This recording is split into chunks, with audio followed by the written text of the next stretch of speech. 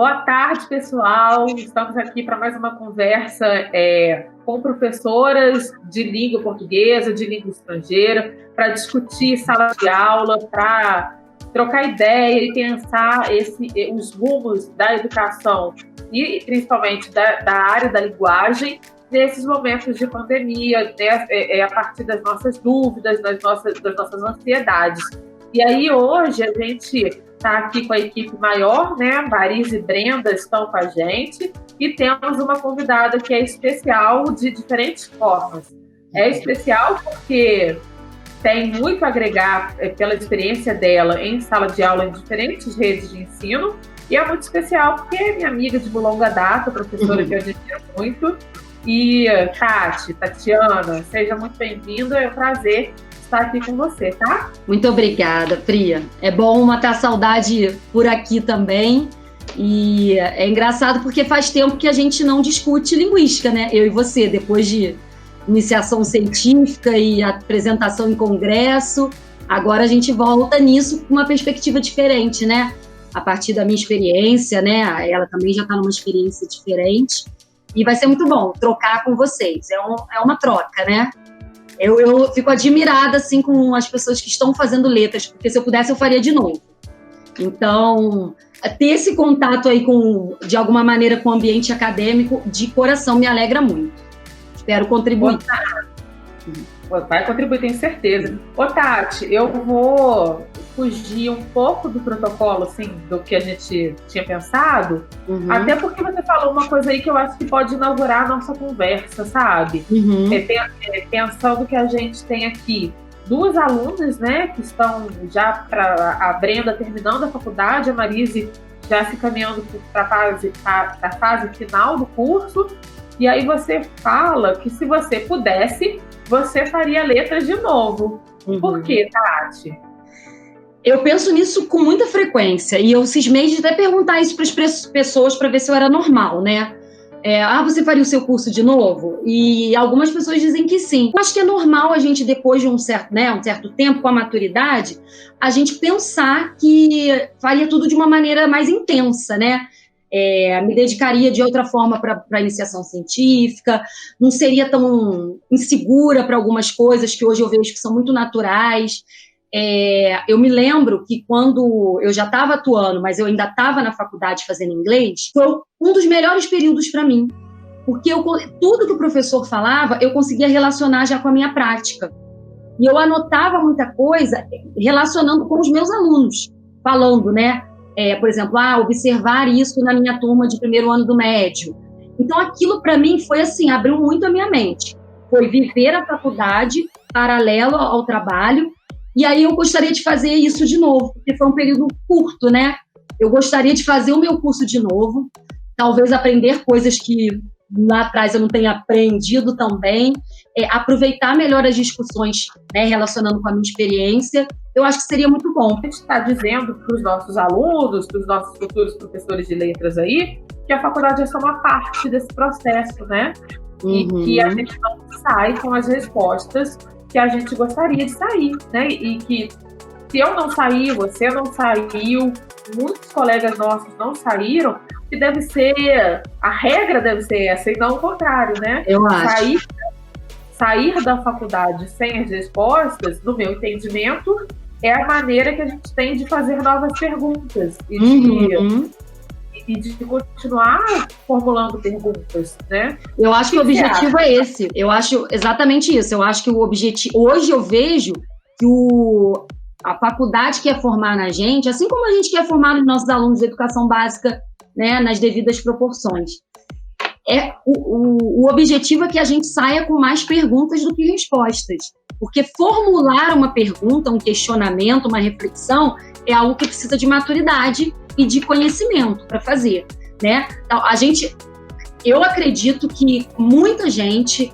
Assim, é até legal essa troca, porque eu lembro da nossa turma, que a maior parte da turma achava que ia fazer letras, né? Porque era muito bom em gramática, né? E aí a gente ia chegar lá, a gente ia aprender mais ainda a gramática, e aí, só ia dar a gente, né?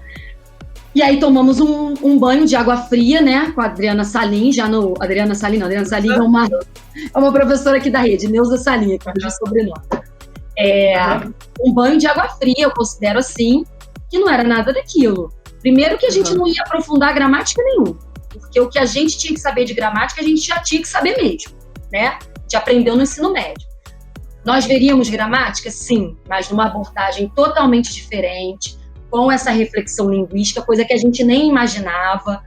E aí, hoje as pessoas falam muito no termo, até falei isso ontem, pedantismo gramatical, né? Que é a pessoa, né? Eu domino muito a língua, eu corrijo todo mundo, fico preparando quem fala errado. E eu acho que, de alguma maneira, não sei se a gente tem maturidade para admitir isso, não, mas acho que, de alguma maneira, a gente entra na faculdade meio com essa aí. E pensando assim, pô, quando eu saí, nossa senhora, falei né? E aí a gente leva esse banho de água fria, recebe a proposta de ler o preconceito linguístico, né? E aí tudo muda. Aí acabou. Aí você muda totalmente. E eu acho que ali a nossa mente fez assim, já, né? E aí você começa. Eu vou começar a ter questionamentos. E a faculdade que é isso mesmo. A gente sai com poucas respostas. Eu considero que algumas eu já acho que posso ter encontrado uma ou outra resposta, mas que daqui a pouco pode mudar também. Muita coisa eu ainda não tenho resposta, mas perguntas, a gente sai com a mente assim. E aí, quando você vai para a sala de aula, isso aumenta muito. E aí vem tudo, né? Vou falar mais pra frente, vem tudo. Você quer conseguir ver mais o seu curso ali dentro, né? Você quer ver tudo que te falaram na faculdade ali. Só que a realidade é diferente. E eu não falo disso, sim, com um espírito de professor desanimado, não, de forma alguma. Eu amo a minha profissão. Eu dou aula, que eu já esqueci quantos anos, dou aula há 13 anos, e eu sei que é pouco tempo, mas na lei antiga faltaria 12 anos para eu me aposentar, olha só. 12 não, 17. Na verdade é porque a coisa é muito diferente no sentido de realidade, né? A realidade social, a desigualdade entre os alunos, social, mas também, não gosto de falar cognitiva não, mas cada um aprende de uma forma. Você acha, faz experiência. É isso, e você acha que quando você faz psicologia da educação, você já sabe todos os distúrbios de aprendizagem, né? E você não sabe nada, Como que você exerceu esse papel de sair de aluno, né, da faculdade e já chegar numa sala de aula, assim, sem antes ser formado? Como foi essa primeira experiência de sala de aula? Pois é, Marise, foi interessante porque eu ainda era aluna da universidade, eu estava fazendo a minha segunda habilitação em inglês, eu fiquei 2 anos e meio indo para Juiz de Fora numa vida louca, né, Pri? Eu dava aula segunda aqui, terça eu estava em Juiz de Fora para fazer, para ter aula, quarta-feira eu estava aqui, quinta eu estava lá, enfim. E eu tive, foi estranho, sim, a primeira coisa, foi estranho, porque eu tinha acabado, primeiro que o primeiro mês em sala de aula, eu ainda estava aluna do curso de Letras de Língua Portuguesa, ainda estava fazendo as minhas provas. Eu tinha uma insegurança no sentido de, eu acho que eu ficava, não sei, talvez eu tenha ficado com a sensação de que eu não merecia estar ali ainda. Eu não sabia nem se eu ia passar nas matérias, imagina se eu não passo. Eu não podia estar aqui. Aí eu pensava umas coisas malucas, né? Imagina se os alunos sabem, gente, que eu ainda estou fazendo prova. Então, isso deu uma pirada, assim, no início. E eu era muito nova, né? Eu fiz 21 anos no final daquele mês. Eu entrei com 20. E eu fui para uma turma da noite. Eu dava aula em 2 turmas à noite, enfim, não sei. E o famoso 6º e 7º ano no turno da tarde, né? E eu fui para uma escola que é bem pertinho da minha casa, onde dou aula até hoje, né? Completei 14 anos lá. Eu falei 13, mas são 14, tá?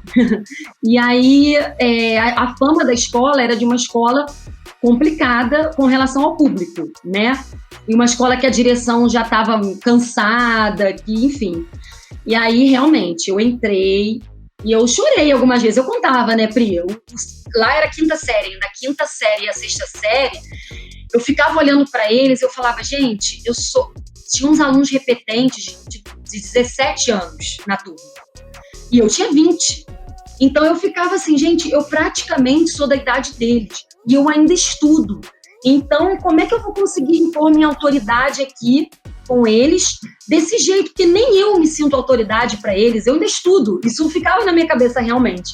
Quando eu terminei e fiquei só no inglês, melhorou um pouco. E aí eu tinha a sensação de que, não, só não posso dar aula de inglês, mas no resto eu tô apta, né? Mas eu tinha muita dificuldade, até porque a gente sai da faculdade achando que até o controle da disciplina é fácil. Não, a gente não vai gritar, a gente vai conversar, vai falar baixo. Só que, assim, não é sempre que dá para fazer desse jeito. A gente, né, perde a paciência, fala mais alto do que gostaria, às vezes, né, fala de uma maneira ríspida e depois você, ai, meu Deus, não devia ter falado desse jeito. Eu sou assim. Essa semana eu tive que falar com um aluno por telefone, cobrar umas coisas de trabalho, e ele começou a chorar, me arrependi. Falei, gente, eu feri o menino, eu sou uma monstra. Por que eu fiz isso, né? Eu tinha essas coisas, eu tinha esse conflito, principalmente com relação à disciplina. Mas quando eu comecei no inglês, aí eu acho que eu esqueci e eu passei a aproveitar. Porque quando eu fazia linguística aplicada, né, a linguística 4, foi a matéria que eu aproveitei demais, que eu relacionava. Linguística 4, gente, sério, melhor matéria, marcou muito, né? Que era uma linguística aplicada. É a que você dá para elas? Ah... Não vou nem falar muito, não. É bom que você que está falando não precisa ficar reforçando. A Patrícia, né? Até lembro dos nomes dos professores, né? Dar os créditos. E eu me lembro que eu amei a disciplina, porque, né, era a coisa da língua estrangeira e tal, mas eu conseguia ver aquilo na minha realidade, né? E eu sempre escrevia no meu caderno, isso é verdade, gente, eu escrevia fazer pesquisa em sala de aula, fazer pesquisa em sala de aula, porque tudo que ela falava me inspirava. E aí eu participava da aula, assim, de falar muito, sabe? Porque eu falava da minha experiência. E era muito bem recebido, justamente porque ali eu era a diferentona, né? Que já estava dando aula. Então, no final, Marise, eu passei a curtir a beça, tá sendo aluna e professora. Mas no início eu tive uns conflitos, sim, principalmente com essa questão da autoridade. Eu na minha visão, o grande desafio do professor é a relação professor-aluno mesmo, né? Porque, gente, por mais que eu saiba que a angústia de vocês, como ainda é a nossa, ensinar gramática, não ensinar, eis a questão, como contextualizar o máximo possível, não deixando de dar gramática, o que está certo. Esse aí é o nosso... A gente pensa que esse é o maior conflito do professor de língua portuguesa, mas tem um conflito que é comum a todo professor. O mistério da relação com o aluno, que não tem receita, não tem fórmula mesmo. Né? Eu tive muita dificuldade com esses alunos do 6º e 7º ano, na época, a ponto de eu ficar muito tempo não querendo pegar essas turmas. Eu me rotulei como alguém que não gosta de dar aula para o Fundamental 2. Eu me rotulava assim. E aí, a turma da noite que eu peguei era 2º ano do ensino médio. E aí o boato era, nossa, à noite no Princesa Isabel você vai levar um tiro, né? Essa coisa de ser barra pesada. Gente, a melhor experiência, a melhor. Não era EJA, mas os alunos eram mais velhos do que eu, alguns da minha idade. Eu nunca... com eles, eu me sentia muito à vontade. E eu também tinha tido uma experiência, acho que a Pri vai lembrar, boa com EJA no João 23. A minha primeira experiência em sala de aula foi a bolsa de treinamento profissional no João 23. E lá era EJA, né? E aí eu fiquei 6 meses dando aula lá e eu me apaixonei. Tanto que eu lembro que teve um trabalho lá de educação que eu mandei o meu grupo fazer EJA, porque eu queria fazer EJA, quem quiser vir comigo é EJA, né? Porque eu me encantei com aquilo. Eu falei, gente, é maravilhoso. Aquele papinho do lá só tá quem quer aprender, mas não é só isso. Isso aí é o óbvio, né? EJA é legal porque tá quem quer aprender. Isso é o óbvio. Mas o que tem por trás disso? Os motivos que esse aluno teve para parar de estudar, a insegurança desse aluno, a baixa autoestima desse aluno, né? Tem aluno que tem muita resistência a você se aproximar. Tem outros que, se você se aproximar um pouco, você já ganha, né? E isso tem a ver com tudo, com a história de vida, com as síndromes, com tudo. Então, não tem fórmula. Por que a nossa profissão é a melhor do mundo? Porque não tem rotina, né? Cada dia é uma novidade, cada ano é uma turma, e também, às vezes, você pega a turma muitas vezes seguida. Quando você vê, você acha que eles são seus filhos, né? E aí chora quando é paraninfo, né? E eu vejo muito isso. Para mim, A maior pergunta continua sendo a fórmula da relação professor-aluno. Mas é uma pergunta que eu acho que vai seguir eternamente sem resposta. Eu acho que a gente vai ter material para falar, para relatar, né? Que dá certo, que já deu, que, né? Mas é assim? Não, é uma pergunta que não vai ter resposta. Porque é muito complexo, né?